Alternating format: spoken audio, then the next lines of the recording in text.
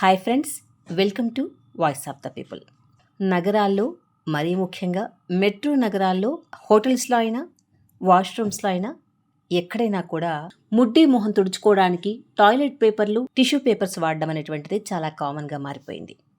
కానీ మనం సౌకర్యంగానో లేదా విలాసంగానో భావించేటటువంటి ఈ టిష్యూ పేపర్స్ ఎంత పర్యావరణాన్ని విధ్వంసం చేస్తే తయారవుతున్నాయో తెలుసుకోవాల్సినటువంటి అవసరం మనందరికీ ఉంది. ఇక నుంచైనా ఈ పేపర్స్ వాడే ముందు ఒక్కసారైనా ఒక్క క్షణమైనా నిలబడి ఆలోచిస్తారనే తలంపుతోనే ఇవాళ ఈ ఆర్టికల్ నేను చదువుతున్నాను. లలిత గారు మాతృక కోసం రాసినటువంటి వ్యాసం ఇది. మన శుభ్రం చేసుకునే అలవాటు చెట్లకు ప్రాణగండం పేరుతో రాశారు, వినండి. ఆదిమ మానవులు మల విసర్జన తర్వాత ఏ ఆకులతోనూ తుడుచుకునేవారు. నిప్పు రగిల్చి వండుకు తినడం నేర్చాక కూడా విసర్జన తర్వాత వాళ్ళు నివసించే ప్రాంతాలను అనుసరించి మట్టి, ఆకులు, గడ్డి, రాళ్ళు, నీళ్లు, జంతువుల బొచ్చు, ఆల్చిప్పలు ఇలా రకరకాలుగా ప్రకృతిలో దొరికే వాటితో శుభ్రం చేసుకోవడం చాలా కాలం సాగి ఉంటుంది. చైనాలో 2వ శతాబ్దంలో కాగితం తయారు చేయడం నేర్చుకున్నారు. మలమూత్ర విసర్జన తరువాత ఆకులు, అలములకు బదులు కాగితంతో శుభ్రం చేసుకోవడం చైనాలో 6వ శతాబ్దం నుంచి బాగానే అలవాటు అయినట్టు చారిత్రక ఆధారాలున్నాయి. 14వ శతాబ్దానికి వచ్చేసరికి మింగ్ రాజవంశం హాంగ్వూ చక్రవర్తి కుటుంబం కోసం లక్షల కొద్దీ పరిమళభరితమైన టాయిలెట్ పేపర్ల కట్టలు తయారు చేసేవారట. ఇక అమెరికాలో 1700 సంవత్సరానికి వార్తాపత్రికలు వచ్చే వరకు జనం కొబ్బరి పీచు, మొక్కజొన్న పీచులతో పని కానిచ్చేవారట. ఫ్రెంచ్ వాళ్ళు 17వ శతాబ్దంలోనే టాయిలెట్లలో బిడెట్లు, ఇప్పుడు మనం వాడే నీళ్లు విరజిమ్మే కుళాయిలు తయారు చేసుకున్నారు. తర్వాత నెమ్మదిగా టాయిలెట్ పేపర్ల చుట్టలు మరుగుదొడ్లలో స్థిరపడ్డాయి. 1970ల నాటికి మెత్తటి టాయిలెట్ పేపర్ల సుఖం జనానికి అలవాటైంది. 2000 నాటికి టాయిలెట్ పేపర్ బలంగా, మెత్తగా, నీరు పీల్చుకునేలా రూపొందింది. పాశ్చాత్య దేశాల్లో కరోనా వైరస్ వ్యాపించినప్పుడు జనం విచిత్రంగా టాయిలెట్ పేపర్లు మరి దొరకవేమో అన్నట్లు వెర్రెత్తి సూపర్ మార్కెట్ల అరలు ఖాళీ చేసి మరీ కొని దాచుకున్నారు. నిజానికి వాటి సరఫరాలో లోటు ఏది లేకపోయినా సరే, అంటే టాయిలెట్ పేపర్ మనిషి జీవితంలో ఎంత ముఖ్యమైన అవసరంగా మారిందో చూడండి. ఇక మన దేశంలో నీళ్లతో శుభ్రం చేసుకోవడమే అలవాటు. సాంస్కృతికంగా మనకు టాయిలెట్ పేపర్ అంటే ఎబ్బెట్టు. కానీ మన వాళ్ళు విదేశాల్లో స్థిరపడితే టాయిలెట్ పేపర్కి కూడా బాగానే అలవాటు పడి నీళ్లు వాడే అలవాటు పోగొట్టుకుంటున్నారు. నిజానికి నీటి వాడకం అలవాటు టాయిలెట్ పేపర్ వాడటం కంటే ఎన్నో రెట్లు మంచిది. ఓ పక్క క్లైమేట్ చేంజ్ విరుచుకుపడుతుంటే ముడ్డి మొహం తుడుచుకోవడానికి టాయిలెట్ పేపర్లు, టిష్యూ పేపర్లు వాడుతూ సుతారంగా బతకడం పెద్ద నేరం. ప్రపంచంలో ప్రతి నలుగురిలో ఒకరు నిత్యం వీటిని వాడుతున్నారు. ప్రపంచవ్యాప్తంగా మనుషులు ఏటా 42 మిలియన్ టన్నుల టాయిలెట్ పేపరు వాడుతున్నారు. వీటి ఉత్పత్తిలో, వాడకంలో చైనా ముందుంది. చైనా $22.3 బిలియన్ వ్యాపారం చేస్తోంది. తరువాత స్థానం అమెరికాది. అమెరికా $16.3 బిలియన్ వ్యాపారం చేస్తోంది.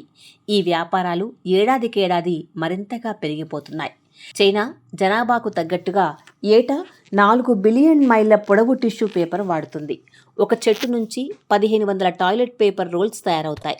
ఏటా సగటు అమెరికన్ 140 రోల్స్ వాడతాడు. ప్రపంచ జనాభాలో 4% మాత్రమే ఉన్న అమెరికా ప్రపంచవ్యాప్తంగా వాడే టాయిలెట్ పేపర్లు 20% వరకు వాడుతుంది. ప్రపంచ జనాభా వారానికి సగటున 1-2 రోల్స్ వాడుతూ బిలియన్ డాలర్ల వ్యాపారాన్ని పోషిస్తోంది. రోజుకు 27,000 చెట్లు టాయిలెట్లలో ఫ్లష్ అవుతున్నాయని నేషనల్ జియోగ్రాఫిక్ చెప్తోంది. టాయిలెట్ పేపర్ బతుకు కొద్ది క్షణాలు, కానీ అది చేసే వినాశనం కొన్ని తరాలు. అమెరికాలో జనం తెగ తుడుచుకుంటూ విసిరిపారేసే టాయిలెట్ పేపర్లు ఏకంగా పర్యావరణపరంగా సున్నితమైన చోట్ల పెరిగే మహారణ్యాలని నాశనం చేస్తున్నాయి. తైగా లేక బోరియల్ అడవులు అనేవి కెనడా, అలస్కా, ఉత్తర అమెరికా, యూరప్, ఆసియాలలో చల్లటి ప్రాంతాల్లో ఉంటాయి. ఇవి వాతావరణ సమతుల్యతను కాపాడతాయి. సూర్యరశ్మి చొరనంత చిక్కగా ఏళ్ల కొద్దీ పెరిగి చక్కగా కార్బన్ని బంధించి ఉంచే కెనడియన్ తైగా అడవుల్లో ఉండే పైన్, లర్చ్, బిర్చ్ లాంటి మహావృక్షాలు టాయిలెట్ పేపర్లుగా ఫ్లెష్ అయిపోతున్నాయి. ఏటా 10 లక్షల ఎకరాల చొప్పున కలప పరిశ్రమ ఈ చెట్లను నరుకుతోంది. ఇలా నరకడం వల్ల ఏటా 26 మిలియన్ మెట్రిక్ టన్నుల కార్బన్ విడుదలవుతోంది. ఈ అడవులు కార్బన్ను బంధించి ఉంచే శక్తిని కోల్పోతున్నాయి. పర్యావరణానికి అండగా నిలబడేవి ఈ కెనడియన్ తైగా అడవులు. అలాంటిది ఇప్పుడు అడవుల వినాశనంలో కెనడా కూడా రష్యా, బ్రెజిల్ పక్కన నిలబడింది. అమెరికా టాయిలెట్ పేపర్ అవసరాలకు కెనడాలోని ఓంటారియో ప్రాంతం బీడుపడ్డట్టు అయిపోతోందట. ఈ లెక్కన చెట్లు నరుకుతూ పోతుంటే రోడ్లతో కలప నరికి తీసుకెళ్లే భారీ వాహనాలతో నిండి ఏ మొక్కలు పెరగని ఈ ప్రాంతం నుంచి 2030 నాటికి 40 మిలియన్ మెట్రిక్ టన్నుల కార్బన్ విడుదల అవుతుందని భావిస్తున్నారు. కెనడా ఈ విషయంలో శ్రద్ధ తీసుకోవడం లేదు. పైగా అక్కడ పర్యావరణ నిబంధనలను మరింత నీరుగార్చడం జరుగుతోంది. దీంతో ఆ ప్రాంతంలో అడవితో పెనవేసుకున్న స్థానిక మూలవాసుల జీవితాలు కూడా తలకిందులవుతున్నాయి. చెట్లు నరుక్కుంటూ పోయే టాయిలెట్ పేపర్ పరిశ్రమలకు మాత్రం ఏ అదుపు అంతరాత్మ లేవు. టాయిలెట్ పేపర్ల కోసం చెట్లను కొట్టి బెరడు వేరు చేసి చిన్న చిన్న ముక్కలుగా నరుకుతారు. పెద్ద కుక్కర్ లాంటి మిషన్లు ఇతర రసాయనాలతో కలిపి కొన్ని గంటలు ఉడకబెడతారు. కలపలోని తేమ ఆరిపోయాక గుజ్జు మిగులుతుంది. దాన్ని కడిగి ఆ రసాయనాలు బయటకు వదిలేస్తారు. గుజ్జు రంగుపోయి తెల్లగా అవటానికి దానిని బ్లీచ్ చేస్తారు. 90% నీరు, 0.50% పీచు చల్లుతూ గుజ్జును పేపర్గా చేస్తారు. ఆ తర్వాత పేపర్కు అవసరమైన చోట రంధ్రాలు చేసి నలుచదరంగా వచ్చేటట్టు చేసి రోల్ చేస్తారు. వీటి తయారీలో నీరు బాగా వృధా అవుతుంది. ఏటా మనం వాడే 42 మిలియన్ టన్నుల టాయిలెట్ పేపర్ కోసం 1165 మిలియన్ టన్నుల నీరు ఖర్చవుతుంది. బ్లీచింగ్ వల్ల స్థానిక వనరుల కాలుష్యం, సముద్ర జీవుల నాశనం జరుగుతుంది. వీటి తయారీకి వాడే యంత్రాల కోసం ఏటా 78 మిలియన్ టన్నుల చమురు ఖర్చవుతుంది. వీటి ఉత్పత్తికి వినియోగించే విద్యుత్తుతో లక్షలాది ఇళ్లకు విద్యుత్ సదుపాయం కల్పించవచ్చు. నిత్యం టాయిలెట్ టిష్యూ పేపర్ల వాడకానికి అలవాటు పడ్డ ప్రజలకు ప్రత్యామ్నాయం ఏమిటి మరి? కొత్తగా కలప కొట్టకుండా రీసైకిల్ చేసిన కాగితంతోనూ, నరికేసిన మళ్లీ త్వరగా పెరిగే వెదురు పొదలతోనూ తయారు చేస్తున్న టాయిలెట్ పేపర్లను కొనడం కొంతవరకు నయం. వీటి తయారీకి అయ్యే విద్యుత్, చమురు మొదలైనవి సగానికి సగం తగ్గుతాయి. కానీ ఎన్నో వస్తువుల విషయంలోనూ, ప్లాస్టిక్ విషయంలోనూ రీసైక్లింగ్ చాలా వరకు ఆదర్శంగానే మిగిలిపోతోంది.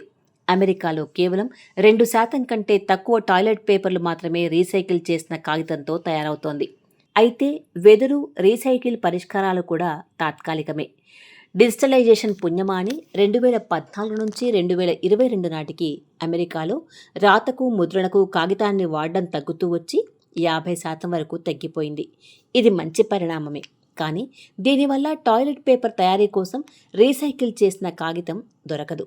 వెదురుతో చేసిన టాయిలెట్ పేపర్ నయమే అయినా వెదురు పెంచడం కోసం అడవులు నరికే పని కూడా చేయగల ఘనులు పరిశ్రమల పెద్దలు. ఇలాంటి పనుల మీద ప్రభుత్వాలు అదుపులు పెడతాయా అంటే సందేహమే. మరో ఇబ్బంది కూడా ఉంది. అమెరికా టాయిలెట్ పేపర్ చైనాలోని వెదురు నుంచి తయారవుతోంది. అది అక్కడ తయారై అమెరికాకు రవాణా అయి వచ్చేసరికి ఈ క్రమంలో వాడే ఇంధనం తడిసి మోపెడవుతోంది. ఇది తక్కువ పర్యావరణ నష్టం కాదు. ఈ పరిష్కారాల కంటే టాయిలెట్లలో కడుక్కోవడానికి మన దేశంలో లాగా ఫాసెట్లు, బిడెట్లు అమర్చుకోవడం అన్నిటికంటే మంచి పని. -డిగ్రీలో తీవ్రమైన చలి ఉండే దేశాల్లో బతికే వాళ్లకు నీటి వాడకం సాధ్యం కాదు కనుక టాయిలెట్ పేపర్ అక్కడ తప్పనిసరి. మిగతా వాళ్ళందరూ కడుక్కునే అలవాట్లలో కాగితానికి బదులు నీళ్లను చేర్చి మార్పు చేసుకోవచ్చు. మన దేశంలో కూడా టాయిలెట్ టిష్యూ పేపర్ వాడకం పెరుగుతోంది. ప్రస్తుతానికి మన దేశం వీటి వాడకంలో 77వ స్థానంలో అడుగున ఉంది. కానీ ఈ మార్కెట్ మీద కూడా వ్యాపారుల అంచనాలు పెరుగుతున్నాయి. విందులు, వినోదాల్లో టిష్యూ పేపర్ కనిపిస్తోంది. హోటళ్లలో టిష్యూ వాడకానికి అలవాటు పడ్డ మధ్యతరగతి ఇళ్లల్లో కూడా టిష్యూ రోల్స్ కనిపిస్తున్నాయి. చాలామంది చేతి రుమాలు కంటే హ్యాండ్ బ్యాగుల్లో టిష్యూలు పెట్టుకుని బయట తిరగడానికి ఇష్టపడుతున్నారు. విదేశీయుల కోసం హోటళ్లలో టాయిలెట్ పేపర్ రోల్స్ తప్పవు. మన దేశంలోని మధ్యతరగతికి కూడా ఇది ఎక్కువగా అలవడటం, ఆ తర్వాత తప్పించుకోలేని అలవాటుగా మారటం పర్యావరణానికి అంటే మనకే మంచిది కాదు. కోవిడ్ టైంలో శుభ్రత పాటించడం అనే కారణంతో హోటళ్లలో గ్లాసులతో మంచినీళ్లు ఇవ్వటం మానేశారు. గ్లాసులకు బదులు మినరల్ వాటర్ బాటిల్స్ ఇచ్చి వాటికి బిల్లు వేయటం అలవాటుగా మారింది. మధ్యతరగతి జనం దానికి అలవాటు పడిపోయారు. ఏ హోటల్కి వెళ్ళినా వెంట తెచ్చుకునే స్టీల్ వాటర్ బాటిల్ నుంచే నీళ్లు తాగటం, లేకపోతే వాళ్లను హోటల్లో శుభ్రమైన నీరు దొరుకుతుందేమో అని అడిగి గ్లాసులో పోయించుకొని తాగటం మంచి అలవాటు. సాధారణంగా అన్ని హోటల్స్లోనూ వాళ్ల సిబ్బంది కోసం ఫిల్టర్ చేసిన నీరు దొరుకుతుంది. ఎందుకంటే హోటల్ స్టాఫ్కి మినరల్ వాటర్ బాటిల్ ఇవ్వరు కదా. టాయిలెట్ పేపర్కి మనం అంత తొందరగా అలవాటు పడలేకపోవచ్చు, కానీ టిష్యూ పేపర్ మొహం చేతులు తుడుచుకోవడానికి సుఖంగా ఉంటుంది కనుక చక్కగా తొందరగా అలవాటైపోతుంది. మినరల్ వాటర్ బాటిల్స్ కొని తాగి పారేయడం అలవాటైపోయినట్టుగా టిష్యూ పేపర్ విషయంలో కూడా అదే పరిస్థితి రాకుండా వినియోగదారుడుగా మనమే ప్రయత్నం చేయాలి. చేతి రుమాలు వెంట తీసుకెళ్లడం అనే అలవాటును కొనసాగించాలి. మార్కెట్ను ముంచెత్తే కొత్తది ప్రతిదీ మంచిదే అనుకోనక్కర్లేదు. అలాగే మన పాత అలవాట్లన్నీ చెడ్డవి కావు. ఏ వస్తువు కొన్నా అది ఉత్పత్తి అయిన కాడి నుండి మనం వాడకం వరకు పర్యావరణం మీద దాని ప్రభావం ఎలా ఉందో కొంచెం చూసుకుని కొనే విజ్ఞత మనకుంటే మార్కెట్ శాసించినట్టు బతకనక్కర్లేదు. వినియోగదారులుగా మార్కెట్ని మనమే శాసించవచ్చు. క్లైమేట్ చేంజ్ని నిదానపరిచే చిన్న చిన్న ప్రయత్నాలు మన వంతుగా చేయవచ్చు.